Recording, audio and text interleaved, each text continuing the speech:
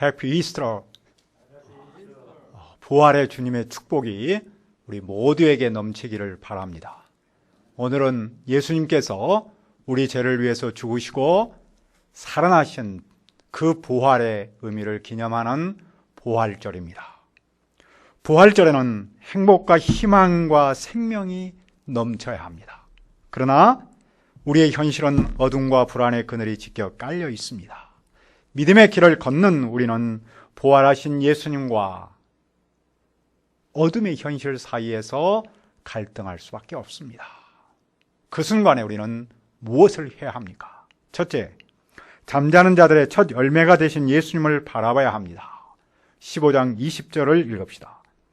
그러나 이제 그리스도께서 죽은 자 가운데서 다시 살아나사 잠자는 자들의 첫 열매가 되셨도다. 만일 그리스도께서 죽은 자 가운데서 다시 살아나지 않으셨다면 우리는 모든 사람 가운데서 가장 불쌍한 사람입니다. 그러나 그리스도께서 죽은 사람 가운데서 살아나셔서 모든 사람의 첫 열매가 되셨습니다. 첫 열매는 앞으로 계속해서 열매가 맺힐 것을 보증해 주는 거죠. 따라서 그리스도께서 잠자는 자들의 첫 열매가 되셨다는 말은 그분을 믿는 모든 자들은 그분처럼 죽은 자 가운데서 다시 살아난다는 사실을 보여줍니다. 그러나 죽은 자 가운데서 예수님이 살아나셔서 살아나신 최초의 인물은 아닙니다. 중요한 것은 죽은 자 가운데 살아나서 영원히 죽지 않고 살아계신 최초의 분이라는 것이죠. 그래서 그분을 믿는 모든 사람에게 부활과 영생을 보장하십니다. 그 일이 어떻게 우리 안에 일어납니까? 21절입니다. 사망이 한 사람으로 말미암았으니 죽은 자의 부활도 한 사람으로 말미암노다. 죽음은 인류의 조상 아담이 죄를 지어서 들어왔습니다. 부활도 죽음처럼 한 사람으로 옵니다. 죽음의 원리와 부활의 원리는 같습니다. 아담 안에서 모든 사람이 죽은 것 같이 그리스도 안에서 모든 사람이 삽니다. 아담의 죽음이 그 한 사람으로 그치지 않고 모든 인류에게 영향을 미쳤던 것처럼 그리스도의 살아남도 그분 한 분에게 해당하는 것이 아니라 그분을 믿는 모든 사람에게 적용할 수 있다는 겁니다. 즉 죽음이 한 사람을 통해서 들어왔다면 죽은 자의 부활도 한 사람을 통해 와야 한다는 겁니다. 이것을 우리는 한 사람의 원리라고 말합니다. 그리스도의 부활은 인류 조상 아담이 그 후손에게 지어준 죽음의 운명을 뒤집어 엎는 사건입니다. 아담은 과거 죽음의 열쇠이라면 그리스도는 미래 부활의 열쇠라고 할 수 있습니다. 이 원리를 오늘 우리에게 어떻게 적용할 수 있습니까? 믿음으로 적용합니다. 우리가 그리스도를 믿는다라고 말할 때에 그리스도가 나를 위해 죽고 부활하셨다, 잠든 사람의 첫 열매가 되셨다라고 믿으면 그 한 사람의 원리가, 부활의 원리가 우리에게 적용됩니다.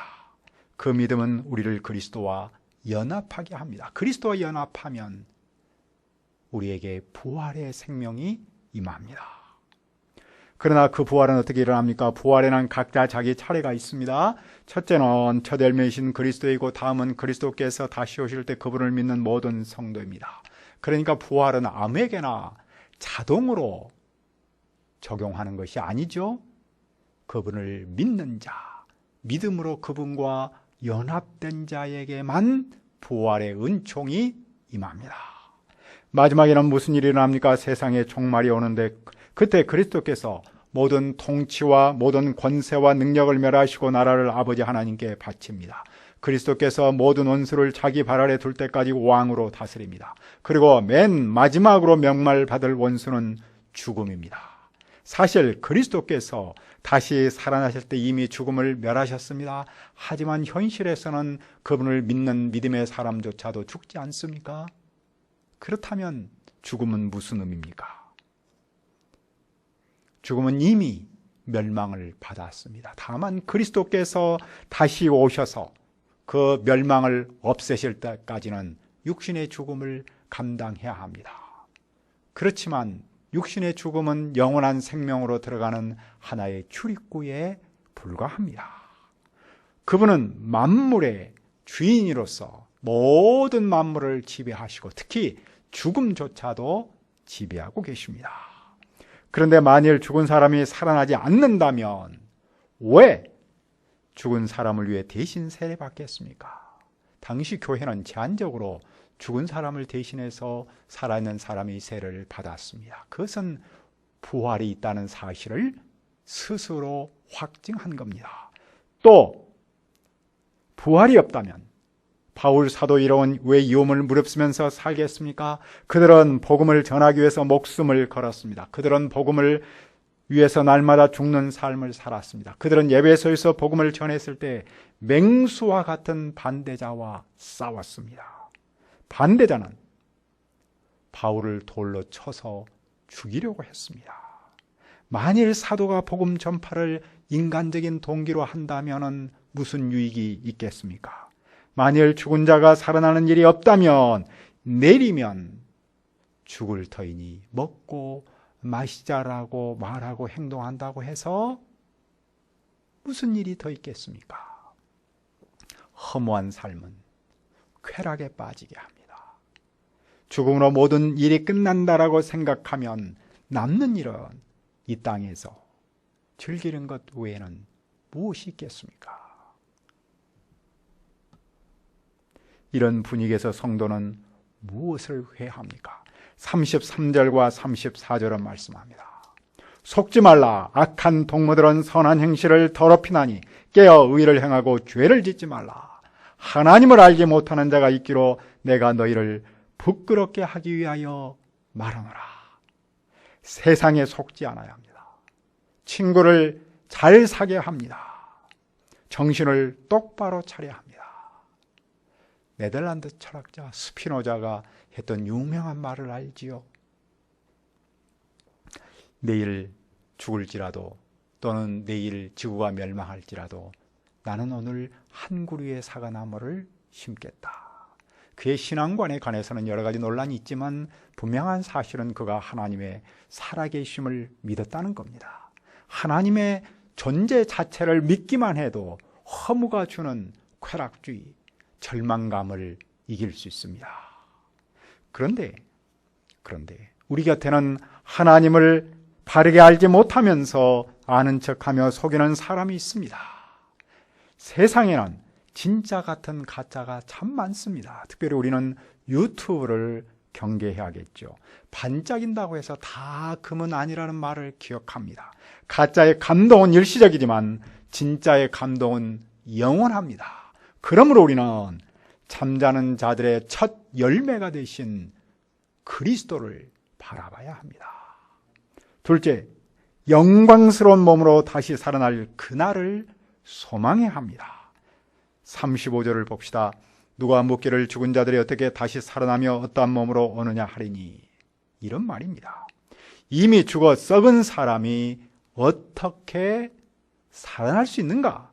만약 그것이 가능하다면 도대체 어떤 형체로 살아날 것인가? 이런 합리적 의심은 오늘도 계속되는데 굉장히 뭔가 있어 보이지만 성경은 아주 어리석은 질문이라고 말합니다. 왜 그렇습니까? 뿌린 씨가 죽지 않으면 살아나지 못하기 때문입니다. 씨는 죽어야 살아납니다. 그런데 우리가 씨를 심는 것은 장차 나타날 형체가 아닙니다. 밀이나 곡식은 물론이고 꽃도 씨를 심는 것이지 형체를 심는 것은 아닙니다. 형체는 어떻게 생깁니까? 하나님께서 원하신 대로 그 씨앗에 몸을 주십니다. 하나님은 그 씨앗에 맞는 고유한 몸을 주십니다. 육체라고 해서 다 같은 육체가 아닙니다. 사람의 육체가 따로 있고 짐승의 육체가 따로 있고 새의 육체가 따로 있고 물고기의 육체가 따로 있습니다. 하늘에 속한 몸들이 있고 땅에 속한 몸들이 있습니다. 하늘에 속한 몸들의 영광이 다르고 땅에 속한 몸들의 영광이 다릅니다. 해의 영광이 다르고 달의 영광이 다르고 별의 영광이 다릅니다. 어떤 대상이든 그 존재에 맞는 육체를 가집니다. 그러면 죽은 사람은 어떤 몸으로 다시 삽니까? 42절을 보십시오. 죽은 자의 부활도 그와 같으니 썩을 것으로 심고 썩지 아니할 것으로 다시 살아나며, 죽은 사람 부활도 이런 방식으로 나타납니다. 현재 우리 몸은 살아날 몸과는 다릅니다. 현재 우리 몸은 썩을 겁니다. 현재 우리 몸은 태어나는 그 순간부터 점점 자라지만 다른 한편으로는 점점 죽어가고 있다고 말할 수 있지 않겠습니까? 하지만 살아날 몸은 더 이상 썩지 않습니다. 물론 그렇다 그래서 우리의 몸이 무슨 좀비처럼 산다는 뜻은 아닙니다. 우리는 욕된 것으로 심고 영광스러운 것으로 다시 살아납니다. 약한 것으로 심고 강한 것으로 다시 살아납니다. 육의 몸으로 심고 신령한 몸으로 다시 살아납니다. 현재 오늘의 육신의 모습은 아무리 튼튼하고 강건하다고 할지라도 정말로 연약한 존재가 아닙니까? 코로나 바이러스 때문에 그 앞에서 우리의 인간의 존재가 얼마나 초라하고 연약한가를 깨닫고 있습니다. 우리는 강한 것처럼 보일지라도 정말로 약한 존재입니다. 하지만 다시 살아날 몸은 완전히 다릅니다. 허약이나 비만과는 상관없는 정말 전형적인 균형 잡힌 그런 몸이라고 할 수 있겠죠. 어떤 질병도 그때는 우리를 이기지 못하는 강한 몸입니다. 이런 몸을, 이런 모습을 목련의 꽃씨와 목련꽃으로 비유할 수도 있을 겁니다. 꽃씨는 볼품이 없습니다. 그러나 그 꽃씨를 심으면 그 꽃에서 피어나는 목련꽃은 정말로 아름답습니다. 따라서 우리는 지금 내 모습이 어떠하든지 장차 영광스러운 모습으로 살아난다는 그 사실만은 알아야 합니다. 육의 몸이 있고 영의 몸이 있기 때문입니다. 그 근거를 어디에서 찾을 수 있습니까? 45절은 이렇게 말씀합니다. 기록된 바 첫사람 아담은 생명이 되었다함과 같이 마지막 아담은 살려주는 영이 되었다니 여호와 하나님은 흙으로 사람을 지으시고 생기를 그 코에 넣으셨습니다. 아담이 하나님으로부터 생명을 받자 살아있는 존재, 영어로는 a living soul 이라고 표현하죠. 그런데 마지막 아담인 예수 그리스도는 사람을 살려주는 영, giving, life giving spirit 라고 표현합니다. 따라서 누구든지 그분을 믿으면 그분께서 우리에게 주시는 살려주는 영을 받아서 살아있는 존재가 되는 거죠. 그러나 어떤 순서가 있습니까? 영적인 것보다 육적인 것이 먼저 왔으며 그 다음에 영적인 것이 왔습니다. 사람은 먼저 육의 생명을 갖고 이 땅에서 삽니다. 그 다음에 죽음을 통해서 신령한 생명을 얻습니다. 이 땅에 존재한 최초의 사람 아담은 땅에서 났습니다. 하지만 둘째 사람 예수 그리스도는 하늘에서 오셨습니다. 흙의 사람은 흙으로 된 그 사람과 같고 하늘의 사람은 하늘에 속한 그분과 같습니다. 우리가 흙으로 된 그의 형상을 지녔듯이 하늘에 속한 그분의 형상을 또한 입습니다. 우리가 왜 하늘에 속한 분의 형상을 입어야 합니까? 50절을 읽읍시다. 형제들아, 내가 이것을 말하노니 혈과 육은 하나님 나라를 이어받을 수 없고 또한 썩는 것은 썩지 아니할 것을 유업으로 받지 못하노라. 살과 피는 하나님 나라를 유업으로 받을 수 없습니다. 썩을 것은 썩지 아니할 것을 유산으로 받지 못합니다. 하나님의 나라를 이어받으려면 그에 합당한 몸을 가져야 합니다. 육의 몸이 아닌 영의 몸을 가져야 영의 세계에서 살 수 있지 않겠습니까? 하늘에 속한 분의 형상을 입어야지만 하늘에 속한 삶을 살 수 있지 않겠습니까? 하지만 우리의 몸은 이 땅에서 살도록 만들어졌습니다. 그러므로 하늘에서 살려면, 영광스러운 곳에 살려면 우리의 몸이 하늘에 속한 몸으로, 영광스러운 몸으로 바뀌어야 합니다. 그것을 우리는 부활의 몸이라고 말합니다. 우리는 어떻게 그 형상을 입습니까? 51절입니다. 보라, 내가 너희에게 비밀을 말하느니 우리가 다 잠잘 것이 아니요 마지막 나팔 순간에 호련히 다 변하리니. 우리가 이 땅에서 죽는다고 해서 다 잠자는 것은 아닙니다. 우리는 모두 변화할 겁니다. 마지막 날 나팔 소리가 울릴 때 순식간에 눈 깜짝을 사이도 없이 죽은 사람은 썩어지지 않을 몸을 살아납니다. 이 썩을 몸이 썩지 않을 것을 입어야 하고 이 죽을 몸이 죽지 아니할 몸을 입을 겁니다. 그때 무슨 말씀이 이루어집니까? 이 썩을 것이 썩지 아니함을 입고 이 죽을 것이 죽지 아니함을 입을 때는 사망을 삼키고 이기리라고 기록된 말씀이 이루어지리라. 하나님은 일찍이 사망이 더는 존재하지 않을 것이라고 말씀하셨습니다. 마침내 그 말씀이 이루어집니다. 그래서 감히 죽음에 도전합니다. 사망아, 너의 승리가 어디 있느냐? 죽음아, 너의 쏘는 것이 어디 있느냐? 죄가 없다면 사망에 이르는 것도 죽음이 쏘는 것도 존재할 수 없습니다. 따라서 부활은 죽음의 무장해제라고 말할 수 있고 사망의 최종적 패배를 선언하는 것과 같습니다. 사람의 절대적 원수가 무엇입니까? 그것은 죽음입니다. 죽음은 모든 사람을 삼켰습니다. 그래서 사람은 허무하고 슬픔에 빠지고 불안하고 두려움에 시달립니다. 그러나 이제 그 역사가 달라집니다. 왜냐하면 이김이 죽음을 삼켜버렸기 때문입니다. 그래서 믿는 자에게 사망은 끝이 아니고 영생으로 들어가는 문에 불과합니다. 그리스도인도 당연히 사망을 경험합니다. 하지만 사망 후에는 최후의 승리가 있습니다. 그러므로 우리는 이 땅에서 영광스러운 몸으로 다시 살아날 그날을 소망해야 합니다. 셋째, 견실하며 흔들리지 말아야 합니다. 57절을 보십시오. 우리 주 예수 그리스도로 말미암아 우리에게 승리를 주신 하나님께 감사하노니. 우리는 하나님께 감사합니다. 왜냐하면 하나님께서 예수 그리스도를 통하여 우리에게 승리를 주셨기 때문입니다. 그리스도는 십자가에서 돌아가셨지만 살아나사 죽음을 이기셨습니다. 그리스도는 우리를 죽음에서 구원하사 영생을 주셨습니다. 그러므로 오늘 우리는 어떻게 살아야 합니까? 58절을 읽읍시다. 그러므로 내 사랑하는 형제들아, 견실하며 흔들리지 말고 항상 주의 일에 더욱 힘쓰는 자들이 되라.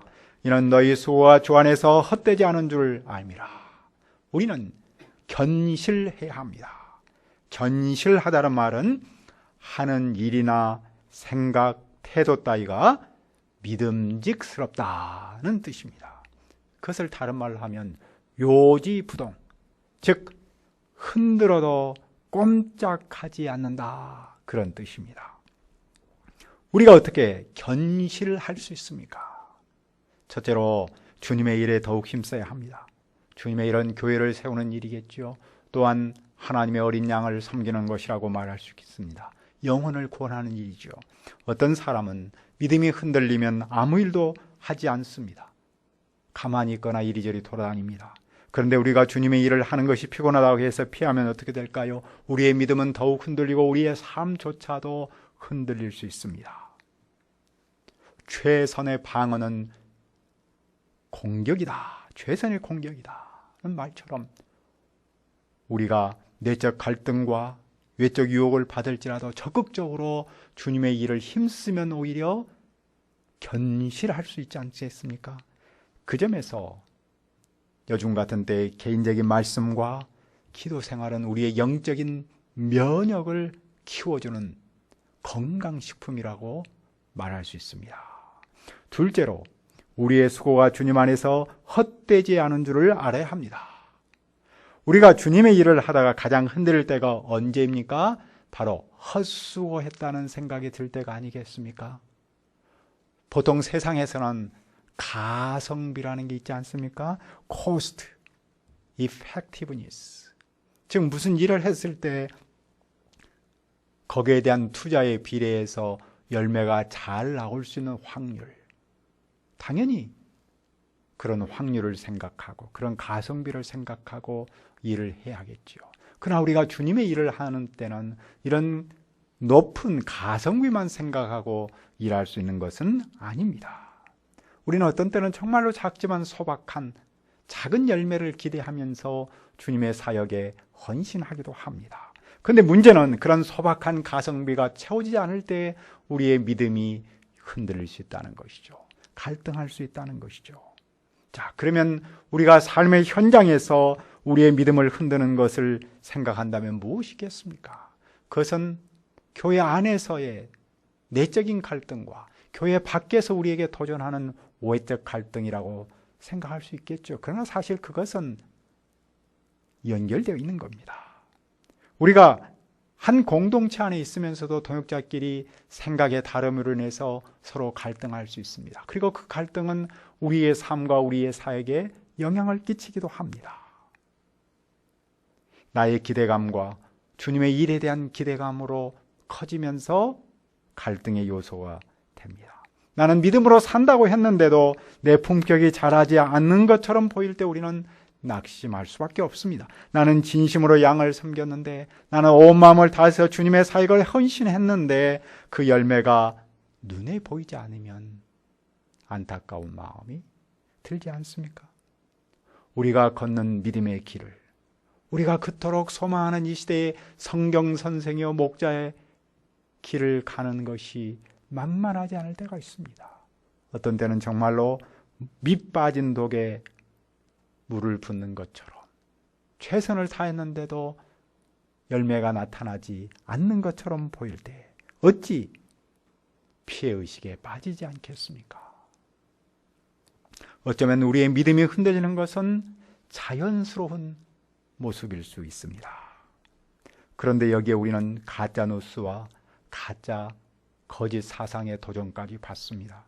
정치권에 위성 정당이 있듯이 교회에도 위성교회 비슷한 것이 있지 않습니까? 그것은 상당한 힘이 있어 우리의 믿음을 흔듭니다. 그뿐만 아니라 삶 속에서 만나는 어려움들, 아픔들, 안타까움 등도 우리의 믿음의 태풍처럼 작용하기 쉽습니다. 우리는 물론이고 전 세계 많은 사람이 코로나19 공포에 시달리고 있습니다. 직접 병을 앓는 사람은 또 얼마나 안타깝겠습니까? 또 그 주위에 있는 사람은 또한 얼마나 불안하겠습니까? 또 경제적 어려움을 겪는 사람은 또한 얼마나 먹구름이 끼겠습니까? 교회는 생명과 또 같은 예배 공동체를 잘 하지 못하면서 아픔을 함께 견디고 있습니다. 안타까움 속에 빠져 있습니다. 지난주 우리는 명한 목자 소식을 듣고 매우 놀랐습니다. 그도 놀랐을 거고 또 그 부모님은 또 얼마나 더 놀랐겠습니까? 우리는 이런 일을 만날 때마다 정말로 믿음이 휘청거린다는 사실을 깨닫습니다. 그러나 이런 우리를 향해서 성경은 무엇을 말씀합니까? 사랑하는 형제 자매여 견실하며 흔들리지 말라. My beloved brothers and sisters, be steadfast, immovable. 흔들리지 말고 견고하게 서 있으라. 우리는 무엇에 견실하며 흔들리지 않아야 합니까? 사도는 성도에게 이미 말했습니다. 너희가 받은 것이요 또 그 가운데 선 것이라. 너희가 만일 내가 전한 그 말을 굳게 지키고 헛되이 믿지 아니하였으면 구원을 받으리라. 오늘 우리가 이미 믿고 고백한 그 복음, 우리가 이미 가르치고 또한 증언하고 있는 그 복음에 견실해야 합니다. 그 복음은 그리스도께서 성경대로 우리 죄를 위해 돌아가셨고 성경대로 살아나심을 믿는 그 믿음입니다. 우리는 어떻게 그 복음에 견실할 수 있습니까? 주님의 일에 힘쓰면서 주님 안에서 수고가 헛되지 않은 줄 알면 견고할 수 있습니다. 견실할 수 있습니다. 내가 기대하는 만큼 열매가 보이지 않을지라도 우리는 우리의 때와 우리의 기대와 주님의 때가 다르고 주님께서 우리에게 주고자 하는 것이 다를지라도 그분을 향한 사랑, 그분의 신실하심을 믿어야 합니다. 예수님은 살아나셨기 때문에 예수님 안에서 수고는 절대로 헛되지 않습니다. 이런 말이 있습니다. 봄을 이기는 겨울이 없다. 봄은 오고 있습니다. 아니, 이미 왔습니다. 부활을 이기는 죽음은 없습니다. 살아나신 예수님을 이기는 그 어떤 것도 없습니다. 그러므로 우리가 삶의 현장에서 어두운 현실과 부활의 예수님 사이에서 갈등할 때 우리는 무엇을 해야 합니까? 우리는 어두운 현실만 보다가 거기에 빠질 수 있습니다. 반면 살아나신 예수님을 바라보고 현실을 이길 수 있습니다. 그러므로 우리는 잠자는 자들의 첫 열매가 되신 그분 예수님을 바라봐야 합니다. 그리고 우리는 영광스러운 몸으로 다시 살아날 그날을 소망해야 합니다. 무엇보다도 우리는 우리의 수고는 헛되지 않음을 믿고 주님의 일을 더욱 힘쓰며 견실해야 합니다. 이 부활절에 부활의 주님께서 우리는 물론이고 명한 목자에게도 은총을 주셔서 견실할 수 있기를 기도합니다. 은혜로우신 아버지 하나님, 예수님께서 우리 죄를 위하여 죽으시고 살아나신 줄 믿습니다. 우리의 현실이 어둡고 안타깝고 아픔이 있습니다. 그런 현실 앞에서 우리의 믿음이 흔들릴 수 있습니다. 하지만 살아나신 예수님을 바라보고 현실을 이기기를 원합니다. 우리는 잠자는 자들의 첫 열매가 되신 예수님을 바라보고 영광스러운 몸으로 다시 살아날 그날을 소망합니다. 무엇보다도 우리의 수고는 헛되지 않음을 믿고 주님의 일에 더욱 힘쓰면서 견실할 수 있기를 기도합니다. 주님이셔 부활하신 주 예수 그리스도께서 이 부활절에 우리 모든 통역자에게, 우리의 교회 속에, 또 우리의 명한 목자에게도 은총을 주셔서 견실할 수 있기를 기도합니다. 예수님의 이름으로 기도합니다. 아멘.